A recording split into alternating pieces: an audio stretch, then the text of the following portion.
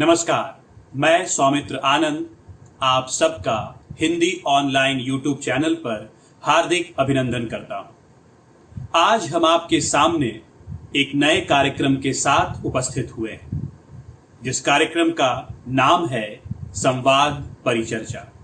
तो आज हमारे साथ बातचीत करने के लिए उपस्थित हैं कोलकाता के लॉयला हाई स्कूल के वरिष्ठ हिंदी शिक्षक श्री बलवंत जी। हम आज बलवंत जी से हिंदी कहानी बात अठन्नी पर बातचीत करेंगे और इस कहानी के लेखक हैं सुदर्शन। बलवंत जी, मेरा पहला प्रश्न है आपसे कि इस कहानी की शीर्षक की सार्थकता पर आपके क्या विचार हैं? नमस्कार सौमित्र जी, इस माध्यम से मुझे जोड़ने के लिए आपका बहुत बहुत धन्यवाद। जैसा कि आपने कहा कि आज का हमारा विषय है बात अठन्नी की। यह कहानी प्रेमचंद परंपरा के कहानीकार सुदर्शन जी द्वारा लिखी गई है। तो आइए इस कहानी के शीर्षक पर हम चर्चा करते हैं। बात अठन्नी की कहानी का शीर्षक बहुत ही सटीक और उपयुक्त है। पूरी कहानी के केंद्र में अठन्नी है। इंजीनियर बाबू जगत सिंह अपने नौकर रसीला को 5 रुपए की मिठाई लाने के लिए देते हैं।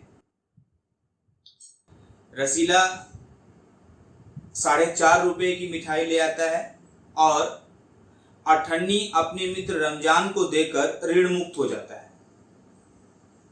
मिठाई देखते ही बाबू जगत सिंह को पता चल जाता है कि मिठाई 5 रुपए की न होकर 4.5 रुपए की है या उससे कम की है। वे रसीला को बहुत पीटते हैं और इसी अठन्नी के कारण रसीला को 6 महीने की सजा भी मिलती है। किसी भी कहानी का शीर्षक लेखक के उद्देश्य को भी स्पष्ट करता है और इस कहानी का शीर्षक बात अठन्नी की पूरी तरह से अपने कहानी के उद्देश्य को स्पष्ट कर रहा है। पूरी कहानी अठन्नी के इर्द गिर्द घूमती है। अतः कहा जा सकता है कि बात अठन्नी की शीर्षक बहुत ही उपयुक्त, सटीक और सही। धन्यवाद बलवंत जी। बलवंत जी, मेरा दूसरा प्रश्न है आपसे कि बात अठन्नी कहानी की कथा वस्तु कैसी है और इस पर आपके अपने क्या विचार हैं? विषय वस्तु। किसी भी कहानी की सफलता उसकी कथा की बनावट पर निर्भर करती है। यदि कहानी का ताना बाना सामाजिक, आर्थिक, सांस्कृतिक आदि पहलुओं को भली भांति स्पष्ट करने में सफल होता है, तभी उस कहानी की सार्थकता भी प्रमाणित हो जाती है। कथा वस्तु में द्वंद्व और संघर्ष के लिए पर्याप्त जगह होनी चाहिए, जो सुदर्शन की इस कहानी बात अठन्नी में मौजूद है। रसीला इंजीनियर बाबू जगत सिंह के यहाँ नौकर है। उसे 10 रुपए वेतन मिलते हैं। गांव में उसका एक बड़ा परिवार है, जिसमें उसके पिता, उसकी पत्नी, एक लड़की और 2 लड़के हैं। इन सबका भार रसीला के कंधों पर है। इतने कम वेतन में वो इन सब का खर्च उठाता है। वह कई बार अपने मालिक बाबू जगत सिंह से प्रार्थना करता है कि उसका वेतन बढ़ा दिया जाए, पर हर बार बाबू जगत सिंह यह कहकर उसे टाल देते हैं कि अगर उसे कहीं ज्यादा मिले तो वो जा सकता है। रसीला जानता है कि अमीर लोग नौकरों पर कम विश्वास करते हैं और यहाँ बाबू जगत सिंह के घर में कभी भी उसे किसी ने संदेह की नजरों से नहीं देखा। जिला मजिस्ट्रेट शेख सलीमुद्दीन बाबू जगत सिंह के पड़ोसी हैं। उनका चौकीदार रमजान रसीला का घनिष्ठ मित्र है। दोनों में खूब पटती है। दोनों घंटों साथ बैठकर बातें करते हैं। दोनों एक दूसरे को मिठाई और फल देते हैं, क्योंकि बाबू जगत सिंह को मिठाई पसंद है और शेख सलीमुद्दीन को फल पसंद है। एक बार की बात है, रसीला को उदास देखकर रमजान पूछता है कि उसकी उदासी का कारण क्या है।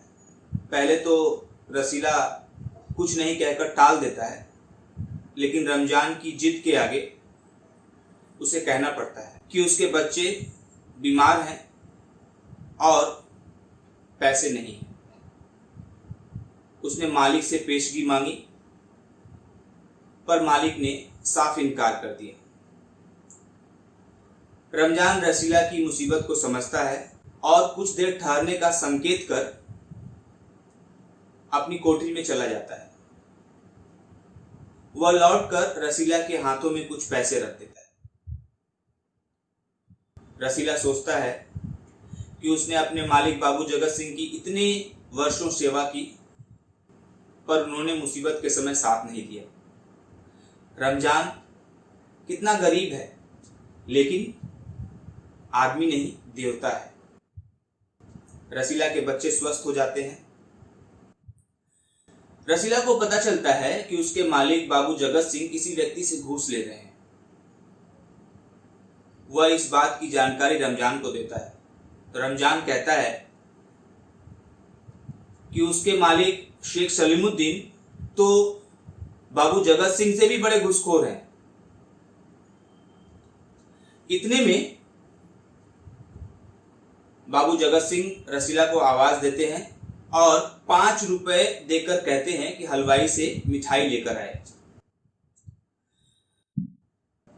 रसीला 5 रुपए की मिठाई न लेकर 4.5 रुपए की मिठाई लेता है और अठन्नी रमजान को देकर ऋण मुक्त हो जाता है।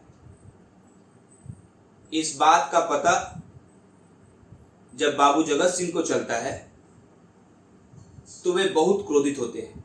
रसीला को बहुत पीटते हैं और घसीटते हुए थाने ले जाते हैं।